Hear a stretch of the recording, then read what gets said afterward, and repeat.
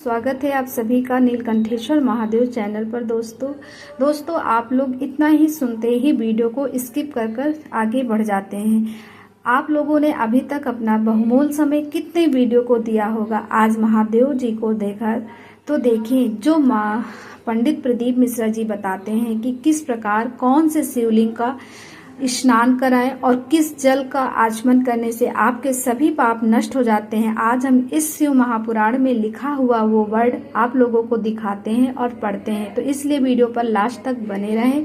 और वीडियो पर नए हैं तो महादेव जी के लिए इस वीडियो को सब्सक्राइब करें, लाइक करें, बेल आइकन को जरूर प्रेस कर दीजिएगा। आप लोगों को ऐसी वीडियो के नोटिफिकेशन मिलते रहेंगे। महान ग्रंथ में लिखा है, ब्रह्म हत्या करने वाला पुरुष भी यदि पवित्र होकर शिव निर्माल्य का भक्षण करके उस सिर पर धारण करे तो उसका सारा पाप ही शीघ्र ही नष्ट हो जाता है। पर जहाँ चंड का अधिकार है वहाँ जो शिव निर्माल्य हो उसे साधारण मनुष्यों को नहीं खाना चाहिए। जहाँ चंड का अधिकार नहीं है वहाँ के शिव निर्माल्य का सभी को भक्ति पूर्वक भोजन करना चाहिए। दोस्तों ऐसा बताया गया है कि हर शिवलिंग पर चढ़ा हुआ प्रसाद को हम लोगों को नहीं लेना चाहिए। कौन सी जगह का प्रसाद हम लोगों को पाना चाहिए वो इस पुस्तक में लिखा है, तो चलिए सुनते हैं। बाणलिंग, नर्मदेश्वर, लोह निर्मित, जो लोहे से निर्मित हो, जो सोनाद सोने से निर्मित हो, नर्मदेश्वर का लिंग जो नर्मदा नदी से प्राप्त होता है, धातुमय जो धातु से बना हुआ लिंग होता है, सिद्ध लिंग जो सिद्ध किसी के द्वारा सिद्ध किया लिंग होता है उसका प्रसाद ले सकते हैं। जिन लिंगों की उपासना से किसी ने सिद्ध प्राप्त की है अथवा जो सिद्धों द्वारा स्थापित है वे लिंग स्वयं भूलिंग, इन सब लिंगों में तथा शिव की प्रतिमाओं मूर्तियों में चंडी का अधिकार नहीं होता है। दोस्तों आप लोग पढ़ पा रहे होंगे और समझ भी पा रहे होंगे, जिसको नहीं समझ में आए वो कमेंट में कर पूछ सकता है।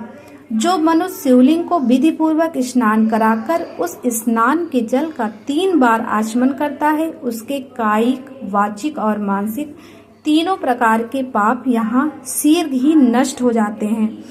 जो शिव नैवेद्य, पत्र, पुष्प, फल और जल आग्रह है वह सब भी साल ग्राम शिलाओं के स्पर्श से पवित्र ग्रहण के योग्य हो जाता है। मुनीश्वर शिवलिंग के ऊपर चढ़ा हुआ जो द्रव है वह आग्रह है। जो वस्तु लिंग स्पर्श से रहित है अर्थात जिस वस्तु को अलग रखकर शिव को निवेदित किया जाता है, लिंग के ऊपर चढ़ाया नहीं जाता, उसे अत्यंत पवित्र जानना चाहिए।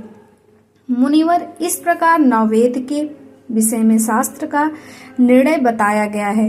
तो दोस्तों अब तुम लोग सावधान हो, आदर पूर्वक बेल पत्र का महत्व सुनो। और यह बेल वृक्ष महादेव ही है, महादेव का ही रूप है। देवताओं ने भी इसकी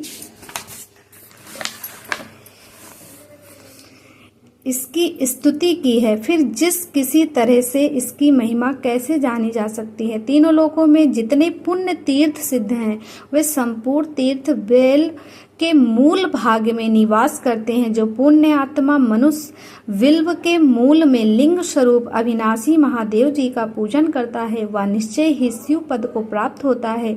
जो विल्व की जड़ के पास जल से अपने मस्तक को सींचता है वह संपूर्ण तीर्थों में स्नान का फल पा लेता है। तो दोस्तों अगर आप लोगों को ये जानकारी अच्छी लग रही है तो चैनल पे नए हैं तो चैनल को सब्सक्राइब कर लीजिएगा। और वीडियो आप लोगों के लिए जरा से भी यूजफुल रही हो तो हर हर महादेव कमेंट बॉक्स में जरूर लिखिएगा।